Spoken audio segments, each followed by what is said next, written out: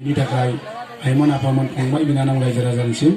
आं गोजोननाय आरो खुलुमनाय बावबाय। दा आङो हारिमुनि सोमोन्दै बुंनो हानाय मोजां गोरों मानसिखौ बिहरनानै जि बे हाबाफारिखौ बेखेवनो होनायमोनब्ला मोजां जायोमोन। आं बेबादि गियानबो गैया हारिमुखौ आं मोजांबो मोनो। थेवब्लो आंखौ लेंहरबाय जेला आंखौ बे हाबाफारिखौ बेखेवनो सुबिदा होबाय जेला आंनि हाबाफारिखौ आङो सन्मान लाखिनो थाखाय आं गुबुन एसे बेलेगथिं लांनानै बिबुंथिनो सानदों। बेनो जाबाय समाजारि। आङो समाजारि बिबुंथि होनसै। थारमाने आं 53 बोसोराव आं मिथिनाय बाथ्राखौ बुंलांनो बिराद गोसो जादों। आं मानो दिनै बिसिम फैखो, आंहा मा माने रोंनायमोनब्ला आंनि न'खरा आरो बेसेबां साबसिन जाबावगौमोन। आं बे बाथ्राफोरखौ मिथिनो थाखाय आं दिनै बोसोर भुगिनांदों। जाहाथे आं बादि भुगिनाङा, रायजो राजा जाहाथे आंनिफ्राय साबसिन संसारखौ जानो हायो। बेनि थाखायनो आङो माने जन्म बिबा मृत्यु मानसिया गेरेन्टि गैया। इसोरनि आखायावसो दङ थैनायाबो। आरो जन्मखौबो सोरनाव जागोन रावबो मिथिया, हाबाखौ सोरजों जागोन बेखौ मिथिया। दा आं बेयाव लेक्सार होगासिनो लामायावबो थैनांगौ, उन्दुनायावबो थैनांगौ, गेरेन्टि गैया। थांना थानायावनो गाव माबा मोनसे मिथियोब्ला रायजोनि सिगाङाव बुंनानै होलांनांगौ। बेनिखायनो आङो 53 बोसोर बैसो जाबाय। बेवहाय आं माबा मोनसे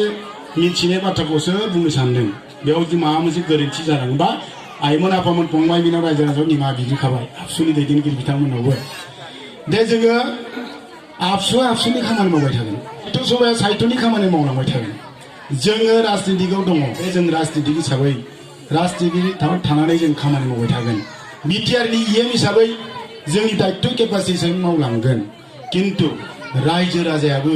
मिथिनांगौ आरो मावनांगौ खामानि दङ। नङाब्ला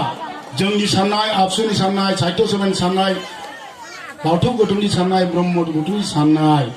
जोंनि साननाया जेब्लाबो जानाय नङा। किन्तु आइ आफानिबो फंबाय बिनानावमोनाबो गोबां बाथ्रा मिथिनांगौ दं आरो मावनांगौ दं। बे मिथिनानै मावबासो जोंनि साननाया जाफुंगोन। बे बाथ्राखौ बुंनो सानदों। जोङो जन्मनिफ्राय थैजासिम जों मोननैसो बाथ्राखौ मिथिनानै लानाया गोनांथार आरो मावनाया गोनांथार। बेनो जाबाय गिबियाव इसोरा दंना गैया। इसोर होननाय लोगो लोगो जोंनि रायजो राजाफोरा साननो हागौ इसोरालाय बहा दं। जेब्ला गाव बेमार जागोन, गावनि गथ'आ बेमार जागोन, लोमजाबा साजाबा, न'खराव बंस'आ लोमजाबा, सिरियास बेमार जाबा जों मा होनो, आफा बोराइ बाथौ आंनि गथ'खौ बासायदो होननानै जेब्ला जों नागिरो बिपदआवसो। बेनि सिगाङाव जोङो इसोरा गैया बबेयावलाय दं बुङा, किन्तु बिपद आफदाव जों इसोरखौ नागिरो। आं बुंदों इसोरा दं। आरो इसोर सिबिनायनि गेजेरजोंसो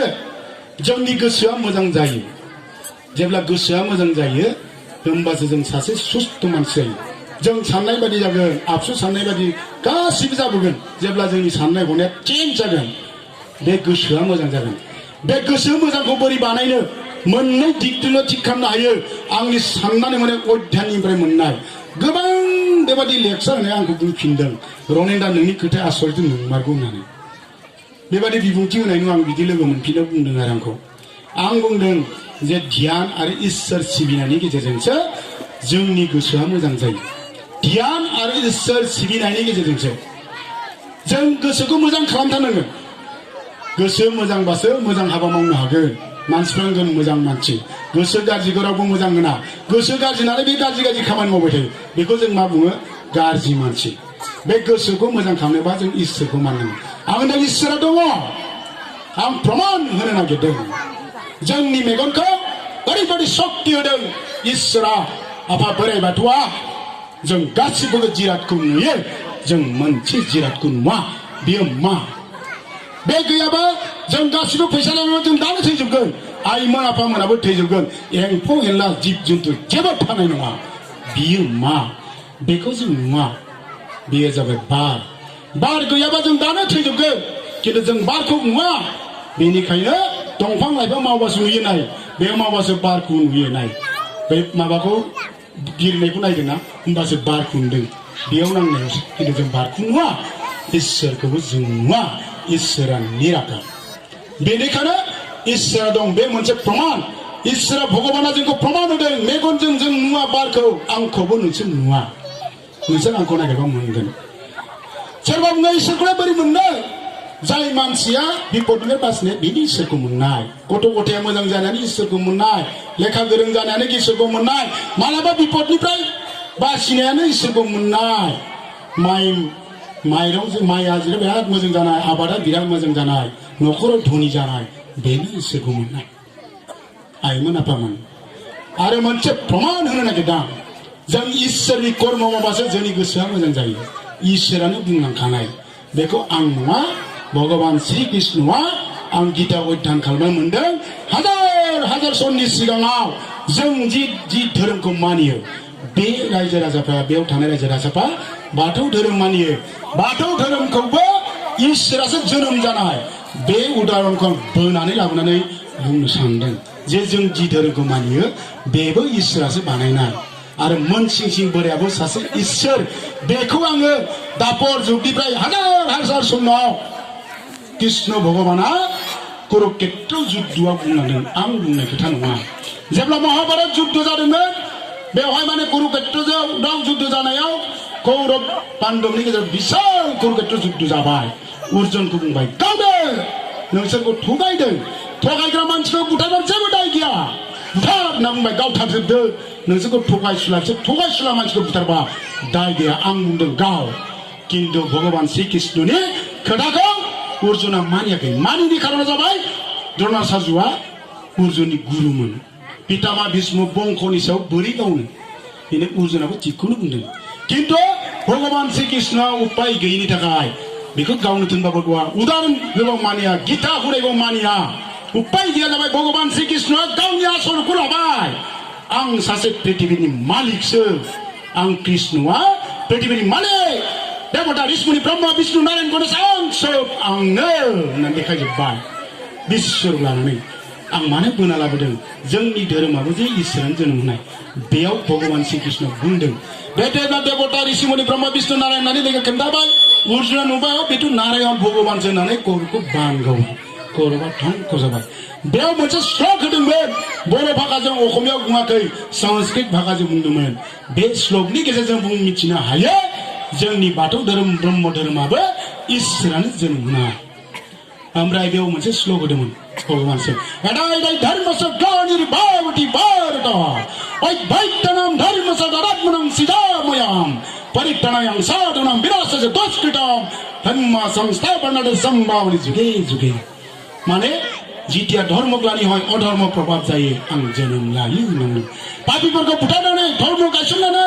मानसिखौ बासायनो थाखाय धर्मनि गेजेरजों मानसिखौ फोसाबनो थाखाय आं जुगे जुगे अबतार लायो होननानै भगवान श्री कृष्ण बुंदों आं बुंनाय खोथा नङा आं जुगे जुगे फैनानै धोरोम गायसननानै धोरोमनि गेजेरजों मानसिखौ फोसाबनो आं जुगे जुगे अबतार लायो होननानै बुंदों बेनिफ्राय नों नायदो उदाहरणजों जिसु ख्रीष्टआ जोनोम लादोंमोन इजराइलाव जिसु ख्रीष्टनि धोरोमखौ मानिनानै दिनै ख्रीष्टान धोरोमारिफ्रा वार्ल्डआव फार्स्ट दिनैहाय हजरत मोहम्मदआ आरबाव जोनोम जादोंमोन आरबाव जोनोम जानाय इस्लाम धोरोम लाग्राफ्रा बिदिनो धोरोम लाग्रा माहारिया दिनैहाय इस्लाम धोरोमनि नीति आदरखौ मानिनानै वार्ल्डआव सेकेन्ड थार्डआव बुद्धदेबखौ दिनै बुद्धदेबनि धोरोम बुद्धिस्ट धोरोम मानिग्राफ्रा वार्ल्डआव थार्ड कपिला बुस्तु जोनोम जादोंमोन नेपाल बर्डाराव आरो दिनैहाय असमिया समाजाव जोनोम जादोंमोन सासे शंकरदेब बरदुवार आलिपुखुरियाव थिग तेनेकुवा जोंनियाबो मोनसिंसिं बोराया हाजार सननि सिगाङाव जोनोम लानानै बाथौ धोरोमखौ गायसनो होमबा ख्रीष्टान धोरोमारिफ्रा ख्रीष्टान जिसु ख्रीष्टखौ इसोर मानिनानै ख्रीष्टान धोरोमनि खोथाखौ मानिनानै वार्ल्डआव फार्स्ट जानो हायोब्ला हजरत मोहम्मदनि खोथाखौ इस्लाम धोरोमाव मानिनानै वार्ल्डआव सेकेन्ड जानो हायोब्ला बुद्धदेबनि खोथाखौ मानिनानै बुद्धिस्ट धोरोमारिफ्रा थार्ड जानो हायोब्ला जोंनि बर' हारियाबो मोनसिंसिं बोराय बेखौ जों इसोर मानो मानिनो हाया बेनि धोरोमखौ जों मानिनानै जों जानानै मोजां सोलिनो हागोन ना हाया बिसोर सोलिलाङोबा जोंबो सोलिलांनो हाया बेनिखायनो आं बुंदों जोंनि मोनसिंसिं राय काली शंकरदेब ब्रह्म धोरोम जोनोमदाता बिसोर जोनोम होनाय जि धोरोम आं बुंनाय बाथ्रा नङा भगवान श्री कृष्णआनो दापरजों बुंखानाय बेनिखायनो जोंनि जे धोरोम जि मानियो आइमोन आफामोना बेयाव बाथौ धोरोम मानियो बे बाथौ धोरोमनि नेमखान्थिखौ मानिनायानो इसोरनि कर्म खालामनाय जायो होनबानो इसोरा गोजोनो दा आइमोन आफामोना मंगलबाराव मा थिनदों फुङाव थिनदों मा बेलासियाव मा थिनदों धोरोमनि गेजेरजों मा थिनदों बेखौ मानिबानो इसोरनि कर्म खालामनाय जायो होनबानो जोंनि गोसोआ मोजां जायो होनबानो जोंनि सासे मोजां मानसि जायो इसोरा जुदि सुटिसफाइ जायो होनबासो जोङो इसोरा जोंखौ जेरैबादि फिसा लुबैदोंमोन बेबादि इसोरनि फिसा जानो हायो बेनिखायनो आइमोन आफामोनखौ जाहाथे इसोरखौ मानिनानै सोलिनो थाखाय आं खावलायदों मानो होनबा जों सासे बिटिआरनि इएम जाबाय बाथौआरिया बाथौनि धोरोमखौ मावगोन आबसुनि खामानिखौ मावगोन आइमोन आफामोनाबो किसु मिथिनांगौ मावनांगौ खामानि दं बेफोरबादि बाथ्राखौ मिथिनानै जों मावाब्ला जों जेसेबांखि साननाय हनाया जेब्लाबो सोलायनाय नङा होनबा जोंनि खस्थ'आ ओरैनो थांगोन दिनै बे आफादखौ खुंनाय आबसुआ गोबां रायजो राजानाव दान बर'नि सोरबा होदों बहुत खस्थ' जादों थांखिया बेनो जोंनि हारिखौ जोङो माबा मोनसे खालामनो हायो नामा जों फोसाबलांनो हायो नामा जाहाथे जोंनि जेनेरेसननि उन जेनेरेसनफ्रा जाहाथे गुबुन हारिजों जाहाथे माने उन थांफानो हायो खोमा होननानै गोबां खस्थ' खालामदों बे थांखिया जानांगौबा आइमोन आफामोनाबो किसु मिथिनांगौ मावनांगौ बाथ्रा बेखिनिखौ आं बुंबाय आरो मोनसे बाथ्राखौ बुंनो सानदां जोंनि देहाखौ सोर दैदेनो आखाइ आथिंना खोमाना मेगना बबे दैदेनो जोंनि अंगआ बबे श्रेष्ठ मानसिनि श्रेष्ठ अंगआ मा सोरबा बुङो आखाइ मिसा खोथा बियो जों बुङो सोरनिबा आखाइया गाज्रि बे आखाइजों बुयो गाज्रि मिसा खोथा बियो आखाइया गाज्रि नङा बे बिनि मेलेमा गाज्रि बियो सोरबा बुङो खुगाजों गाज्रि बाथ्रा मिसा खोथा बे खुगाया गाज्रि नङा बे बिनि मेलेमा गाज्रि बियो खुगाजों गाज्रि बाथ्रा ओंखारदों ओंखायनो जोंनि देहाखौ जुदि मेलेमा दैदेनोब्ला जोंनि मेलेमा मोजां नङाब्ला आखाइ आथिं खुगाया मोजां थांगोन जानो थाङा बेनिखायनो आं खावलायदों जोंनि देहाखौ मेलेमा दैदेनो बेनिखायनो फुङाव सिखारनानै जों मोजां बाथ्रा सानोबा मेलेमा मोजां जायो खामानिफ्रा मोजां जायो होनबा जोंखौ बुङो मा मानसि मोजां जोङो फुङाव सिखारनानै गाज्रि खामानि मावोब्ला जों मा बुङो गाज्रि मानसि थारमाने बे फुंनिफ्रायनो मोजां खोथा सिन्था खालामा बिनि कर्मआनो गाज्रि बेखौ जों गाज्रि मानसि नङा बेनिखायनो आं आइमोन आफामोन खावलायदों फुङाव सिखारनानै जोङो मोजां बाथ्रा सिन्था खालामनांगौ सानसेनि गेजेराव मोजां सिन्था खालामबा मेलेमा मोजां जागोन सिन्था गैया आइमोन आफामोन बेखौ एसे अननानै प्रमान नायसाय खिन्थु जोङो गोदोहाय साहा लोङोमोन जों गामियाव दाना फुङाव सिखारनानै जुमाय लोंग्रा जाजोब्बाय फुङाव सिखारनानै साहानि बादै जुमाय लोंग्रा जाबाय बा आबादारि आबादाव थांनानै फुङाव सिखारनानै जोथोन लानांगौ गाज्रि खोथा बेयाव सगाव बेयाव जिरायलाय बेयाव सोरनाव थांनानै मालायनि गाज्रि खोथा सिन्था खालामबाय थाबाय बे मेलेमा मोजां जागोन जाया जोङो मेलेमखौ जोङो मोजां लाखिनांगोन मेलेमा गारि स्टारिं बादिसो गाज्रिजों लांबा गाज्रि थाङो मोजांजों लांबा मोजां थाङो ओंखायनो मेलेमा जोंनि श्रेष्ठ अंग बेनो जोंखौ दैदेनजोबो मेलेमखौ जों मोजां लाखिनो नाजायोमोन आफामोन बेखौ आं खावलायबाय आरो मोनसे बाथ्राखौ बुंनो सानदां जोंनि आइमोन आफामोन आं भुगिदों गदाय माया मोजां जाया माने आंनो गदाय रोंदां आं सानबाय आंना माने गथ'फ्रा बिदि जाखो माथो मालायना ओरै माथो बिसोर मालाय ओरैनो खालामो ओमफ्राय उनावसो मिथियो बिसोरना ओरै खालामो मालाय बिनिखायनो बिसोरनि गथ'फ्रा मालाय ओरै बिराद मोजां जोङो गथ'खौबो लेखा गोरों खालामबा बिराद खस्थ' उन्दैनिफ्रायनो जों इमान जोथोन लानांगौ जायो गथ'निफ्राय जोथोन लाबासो बे गथ'आ गोरों जायो थिग बेबायदिनो जोङो आखलखौबो उन्दैनिफ्राय दालांनांगौ दहाय जोङो हरेन दैमारि दांमोन बिथाङा बुंदों बेयाव मोनसे माबा लेखायाव लिरदों सासे बिराद मोजां बाथ्रा लिरदों जोंनि आखलखौबो जोङो उन्दैनिफ्राय दालांनांगौ आं जों गामियाव नुबाय बैसो जानायनि उनाव लेम लानानै थैनाय आरो बिस्राथ' न'खराव साख्रियाल बिमा बिफाया 70-80 बोसोरनि उनाव थाबायनानै खिनो हाया हासुनो हाया लेम दोननानै उसिलाङो गोबां माने साख्रियालनि बिमा बिफाखौ थैनाय नुबाय मानो जाखो आं बिराद सिन्था खालामबाय आंबो गिबाय आंखौबो बिदि खालामगोन नामा आरो बेबादि सोलिबाय थादों जों सानना मोनबाय आं बिमा बिफानिबो दाय दं गथ' गथायनि दाय नङा जों लुगैदोंमोन गथ' गथायखौ डाक्टार इन्जिनियार सम्पति होनानै फोरोंबाय साख्रियाल नांगौ होननानै सानबाय साख्रिबो मोनबाय डाक्टारबो जाबाय इन्जिनियार जाबाय गोरोंबो जाबाय किन्तु जों मोनसे खामानिखौ मावाखिसै बे जोंनि गोरोन्थि जाबाय बे खामानियानो जाबाय आखलखौ जों दायाखिसै जों आखलखौ दालाङाखिसै गथ'खौ लुगैदोंमोन जों साख्रियाव डाक्टार इन्जिनियार जाबायबो जों खामानि मोनसे मावाखिसै बेनो जाबाय आखलखौ दायाखिसै दायनिगिरिया सोर जाखो जों जाबाय बे गथ' गथायनि दाय नङा आइमोन आफामोन बेनिखायनो लेखाखौबो जोङो उन्दैनिफ्राय फोरोंनानैसो गोरों जानो हायोब्ला जों उन्दैनिफ्रायनो आखलखौबो दालांनांगौ बेनिखायनो आइमोन आफामोन आंनो गथाय जाबाय उन्दै जन्म जानायनि उनावनो बेखौ आध्यात्मिक गियान धैर्य गियान बेनाव सृष्टि खालामनांगोन होनबा जों दंफां गायनानै फिथाइ मोनबा मोनजागोन साख्रियाव नङाबाबो डाक्टार नङाबाबो जों गथ'खौ बिमा बिफाया मोनबाय थागोन आं नुदों जों गामियाव एकदम बैसो जाबाय हाबा जाबाय बिमा बिफाखौ गारना खारबाय बे जानाय नङा गथ' गथाया बिमा बिफाजों थाबाय थागोन गोरों नङाबाबो बेयो थाबाय थागोनबा लाब जागोन ना जाया मोनसे खामानिखौ मावनांगोन बेनो जाबाय जन्म जानायनि उनाव जों खुलुमनाय हुदाखौ लाबोनांगोन आं गुबुनाव थांबाय गिदिर गिदिर अफिसारनि फिसालाफोरखौ आंखौ खुलुम थोनो आं जेबोआनो जाया आंकोल हय श्रद्धा करो दादा हय श्रद्धा करो होनना बुङो जोंनिया